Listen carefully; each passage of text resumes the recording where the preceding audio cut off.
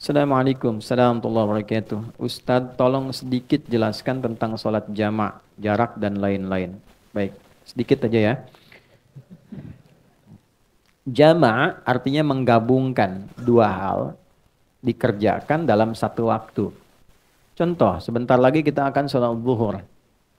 Setelah zuhur ada waktu asar. Maka ada jamak, menggabungkan zuhur dengan asar. Jika saya gabungkan asar ke zuhur, dikerjakan di waktu zuhur, maka diawalkan. Dalam bahasa Arab, awal itu takdim, didahulukan. Maka jamak takdim. Jika saya ingin kerjakan zuhurnya di asar karena pertimbangan tertentu, maka diakhirkan. Jamaknya disebut jamak takhir. Sampai sini dulu, jelas dipahami? Jelas. Yang dijamak itu waktunya yang paling berdekatan. Jika sudah mendekat kepada yang satu, tidak bisa dijamak dengan yang lain. Contoh, zuhur dekatnya ke apa? Asar. Ya kan? Maka zuhur pasangan jamaknya asar. Karena asar sudah dengan zuhur, maka asar tidak boleh dengan maghrib. Jelas? Maka maghrib dekatnya kemana? Isya. Maka maghrib boleh dijamak dengan isya. Baik takdim ataupun takhir. Subuh bagaimana? Subuh itu menyendiri. Karena itu jauh ke isya, jauh ke zuhur. Ya, jadi nggak bisa dijamak. Saya pengen jamak subuh dah sekalian tahajud ntar gitu kan, nggak bisa. Ya, ada saya di pesantren pernah begitu, si fulan tahajud bangun, masya Allah si bilang kawan ini soleh luar biasa bangun gini. Jumat tuh, itu selesai kita pulang dari masjid di kawan perasaan tadi posisi tidurnya begini juga kita bisa tahajud. Saya tanya, ya Mas fulan gitu kan, antum udah bangun? Udah sholat subuh belum? Adi ini gimana? Udah saya jamu sama tahajud tadi katanya. Waduh, kelampau soleh kawan ini. Jadi ini subuh nggak bisa dijamak karena itu jaraknya jauh ke isya, jauh ke zuhur. Jelas sampai sini? Baik. Untuk kondisi menjamak ini ada dua kondisi.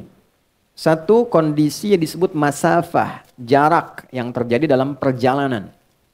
Mau menempuh perjalanan, jaraknya cukup jauh. Jarak ini dulu jauh itu diukurnya dengan batasan farsakh, ukuran batasan jarak. Kurang lebih 3 farsakh. Kalau di kilometerkan kurang lebih 80 atau 82 kilometer lah untuk sekarang. Jadi setiap perjalanan yang melewati batas itu dengan jarak itu disebut safar namanya. Ya, kalau dari sini mau ke warung bukan safar. Ya, itu tahap. Kemana akhi? Safar dulu. Mana? Warung depan. Bukan safar. Safar itu minimal jaraknya berapa? 80 atau 82 kilo. Ini masafah. Yang kedua masyaqqah. Ya, masyaqqah, bukan masako. Masyaqqah. Masyaqqah itu kondisi yang menyulitkan menunaikan sholat sekalipun tidak dalam perjalanan. Anda profesi dokter akan mengambil tindakan. Tindakan ini operasi dilakukan dari jam 1 sampai menjelang maghrib. Oke, sampai jam 6 misalnya. Baik, maka kita kan tidak safar. Tindakan dilakukan. Ini akan melewati asar. Maka kedepankan asar, tunaikan pada waktu zuhur. Jelas? Walaupun tidak ada safar. Ya, tidak boleh nanti misalnya saya pamit dulu nih waktu operasi. Begitu dibuka, jantung dibuka, Allahu Akbar. Bentar ya, adzan dulu, salat dulu, ntar balik lagi. Nah, itu nggak boleh. Ya, jadi itu yang disebut masyaqqah. Nah, ada yang kemudian menganalisis ulama, jarak itu pun harus dilihat masyaqqahnya juga. Karena dulu 80 kilo pakai unta. Kan? Atau jalan kaki. Unta kecepatan berapa? Standar rata-rata itu paling cepat deh 60-70. Ya, biasanya 30. Kalau santai banget 10-20. Itu kan? Nah, nyampainya kapan? Antum dari sini mau ke Bandung pakai unta. Itu kan? Nyampainya kapan? Itu kan? Tapi kalau Anda gunakan kendaraan kan bisa lebih cepat. Kadang-kadang tiba lebih cepat dari sebelum waktunya. Maka ada ulama yang melihat tetap masyaqqah itu didahulukan daripada masafah. Jadi kalaupun jaraknya ada, tapi masyaqqahnya tidak mendukung, ya tetap yang didahulukan adalah kadar kesulitannya. Tapi ada ulama yang tekstual, yang penting jarak, kalau sudah terpenuhi ya sudah, hadiah dari Allah. Gitu. Nah, ini tinggal silahkan aja dalilnya ada, mana pilih yang paling gampang. Ya. Ada lagi kondisi yang tidak ada masafah, masyaqqah juga ringan, tapi kondisi cuaca. Misal Anda biasa ke masjid nih, ya jamaah, maghrib sudah ke masjid, tiba-tiba mau isya hujan besar begitu, geledeknya di mana-mana, ya kan? Nah, itu boleh dijamak seketika juga. Jamak sama dengan isya. Lalu pulang, isya nggak ke masjid lagi. Itu sudah masuk, itu sah, boleh dilakukan. Itu ada hadisnya juga yang tersambung dalam riwayat mazhab Maliki itu dijelaskan dengan sangat detail. Kemudian, kalau zuhur berapa rakaat? 4. Asar berapa rakaat? 4. Kalau saya jama, dahulukan asar, takdim ke zuhur, ditunaikan 4-4. Maka disebutnya namanya jamak kamil. Sempurna. 4 rakaat. Jelas ya? Yang kedua, ada kondisi, ini saya sedang nunggu nih pesawat. Saya mau berangkat. Sudah di Halim atau di Soekarno-Hatta, nunggu. Kalau saya paksakan 4, saya ketinggalan pesawat. Ya, maka apa yang terjadi? Ya, wa idza darabtum fil ardi falaysa 'alaikum junahun an taqsuru minas shalah. Quran surah keempat ayat 101. Tidak ada salahnya kalau engkau khawatir dalam perjalanan engkau mengkosor. Kosor itu mengurangi, memotong. Ya, dikurangi itu jumlahnya mesti genap, harus selalu genap.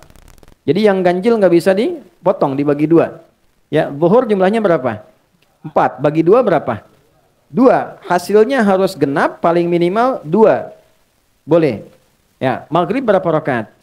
3. Bisa nggak dibagi 2? Tidak bisa. Jadi nggak bisa dikosor maghrib, nggak ada 1,5. Oke, subuh berapa? 2. Sudah batas minimal, nggak bisa dikosor lagi. Udah 2 dikurangin lagi gitu kan? Nggak bisa. Ya, dan akhirnya pun jadi ganjil 1 kan? Maka jumlahnya yang bisa dikosor cuma 3 waktu, zuhur, asar, dan isya. Nah, kosor itu ada yang sifatnya tunggal, ada yang sifatnya jama'. Misal, saya mau kosor nih, zuhurnya karena perjalanan, tapi saya nyampe Semarangnya bahkan sebelum asar. Maka saya nggak jama', kosor aja zuhur. Nyampe di Semarang saya sholat asar. Kalau saya mau tinggal mukim, jelas? Nah, tapi kalau saya kondisinya memang di sana juga kegiatan, aktivitas, maka saya kerjakan sudah berangkat ke bandara, saya kosor, saya jama' dan kosor. Gabungkan asar ke zuhur, masing-masing tunaikan 2 rakaat. Saya hadir di sini mengajar, saya kan lagi pergi nih, safar, jalan. Di sini saya ikut dengan Anda mukim tinggal di sini. Maka zuhur saya jadi imam misalnya. Saya tunaikan zuhur 4 rakaat, saya kosor asarnya 2. Itu namanya jamak kamil dan kosor. Ya, kamilnya untuk yang zuhur, kosornya untuk yang asar. Paham sampai sini? Paham ya? Nah, apalagi misalnya nanti karena permintaannya sedikit. Ustaz, tolong sedikit jelaskan. Nah, itu yang sedikit sudah saya sampaikan. Wallahu a'lam bishawab.